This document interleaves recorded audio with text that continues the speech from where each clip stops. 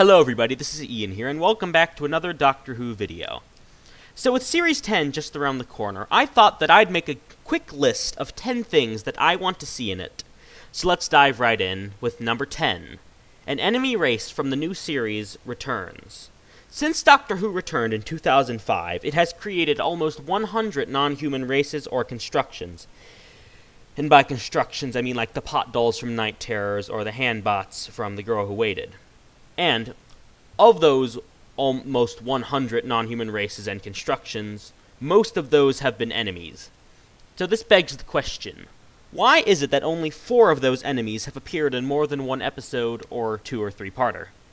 The Slitheen, the Weeping Angels, the Silence, and the Shoal of the Winter Harmony. And of those, the Silence are no longer villains, and the Slitheen are all dead. Which means that the Weeping Angels and the Shoal of Winter Harmony are the only 2 recurring enemies that could return again, currently. The majority of recurring villains and aliens in the new series are creations of the classic series. And while I think that is excellent, the new series needs to make its own mark on the show's future, and I think that a villain from the new series returning in Series 10 would be an excellent idea. That or the Rootons, because the Rootons deserve an appearance in the modern series. Number 9. A multi-Doctor story with Paul Mcgann. This is one of the ones on this list that is least likely to happen, at least in Series 10. Regardless, this is something that I have been wanting to see for ages. Paul Mcgann and Sylvester McCoy are the only 2 Doctors that have never appeared in a televised multi-Doctor story. I suppose that the 9th Doctor hasn't appeared in one either, but I don't count him because he had a chance, and Christopher Eccleston turned it down. Anyway, given that Paul Mcgann has only ever had a TV movie and 1 mini-episode, a multi-Doctor story would be an excellent opportunity to give 8 more screen time without overshadowing Capaldi or whoever the next Doctor is by having his own 8th Doctor miniseries. It probably won't happen in Series 10, but it's something that I do want to see happen in the near future. Number 8. A classic companion returns. Another one that is fairly unlikely to happen. I would just like to see an old companion return just because it would be fabulous to see a character that is known and loved appear in the new series. It would also help to tie the classic series to the new series and possibly encourage newer fans to go back and watch the old episodes.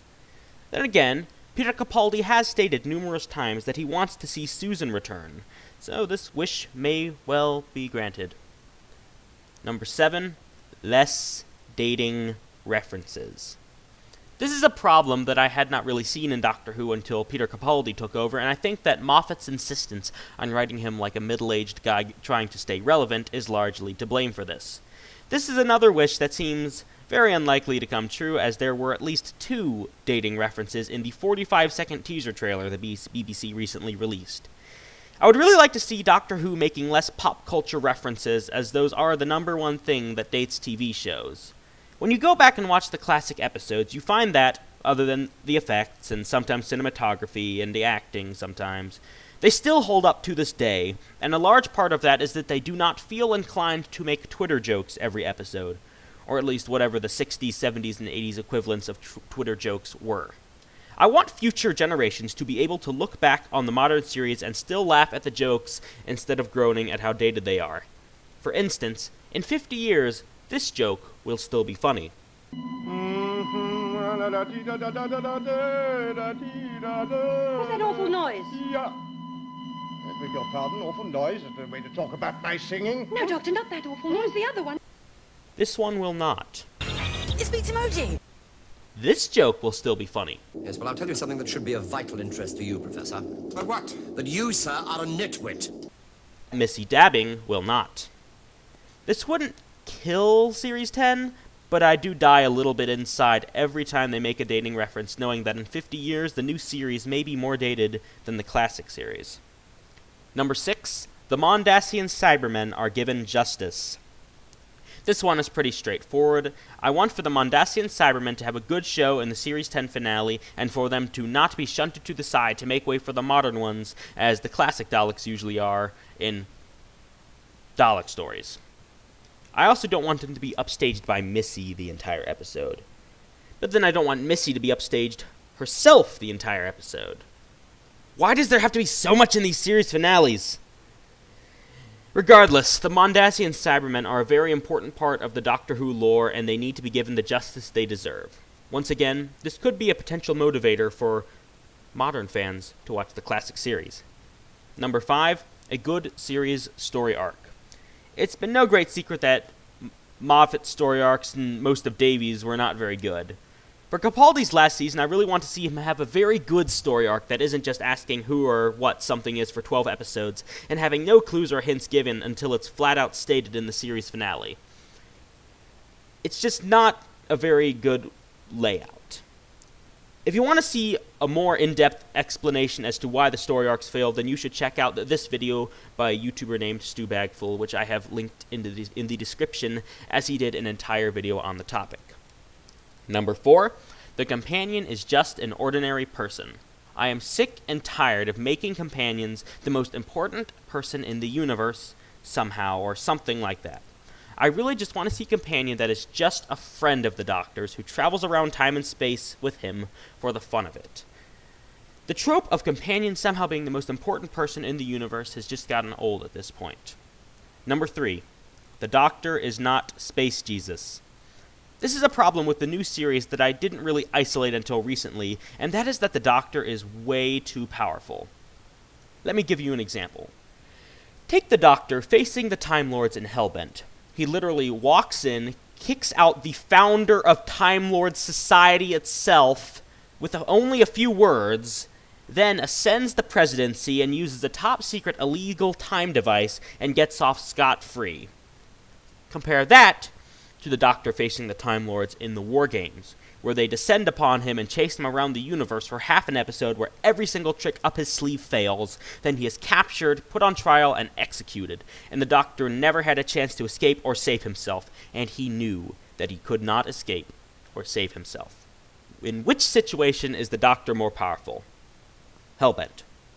In which are the stakes higher, and which is the better episode? The War Games. It makes sense that the Doctor would become more powerful with time, given that he is older and wiser, but when he is just repeatedly shown as being this invincible god, then it kind of wears on the suspense.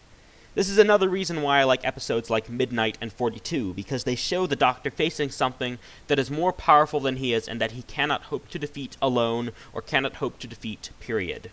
Contrast 42, where the Doctor is taken control of by a sentient star and is just completely helpless, to the Rings of Akaten, in which an almost identical foe is easily defeated. In recent series, the Doctor can just run around doing whatever he likes without consequence, and if someone dies, then he can just magically resurrect them, often without explanation, which weakens the suspense of danger and the threat of death. So in Series 10, I want to see a more vulnerable Doctor that is less like a god and more like a traveler.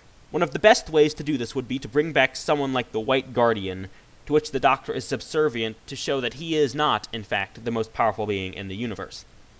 Number 2. The Doctor faces consequences for Hellbent. This ties in a lot with my last point. The Doctor needs to face consequences for what he did. In the RTD era, it was made clear that the Doctor is, in fact, not God, and cannot just go around doing whatever he likes. See, for instance, The Waters of Mars. The Doctor tries to play God and suffers the consequences.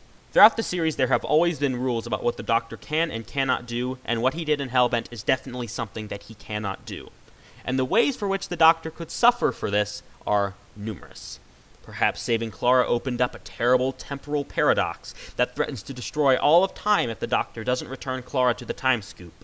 Maybe the Time Lords catch and punish the Doctor or Clara for what he did. Or maybe being a temporal anomaly has some sort of negative effect on Clara. The possibilities are numerous, and if one of them were used, it could make Hellbent a little more bearable, and if it was done well enough, it might even elevate it from my least favorite episode of all time.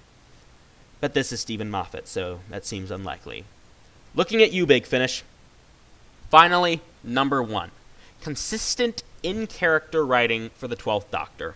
I'm not the only one to bring up this complaint, but over the past 2 seasons, the 12th Doctor's writing has been all over the place. Sometimes dark, sometimes rebellious, sometimes idiotic. I am an idiot. Sometimes gimmicky, and sometimes it's like he's going through a midlife crisis.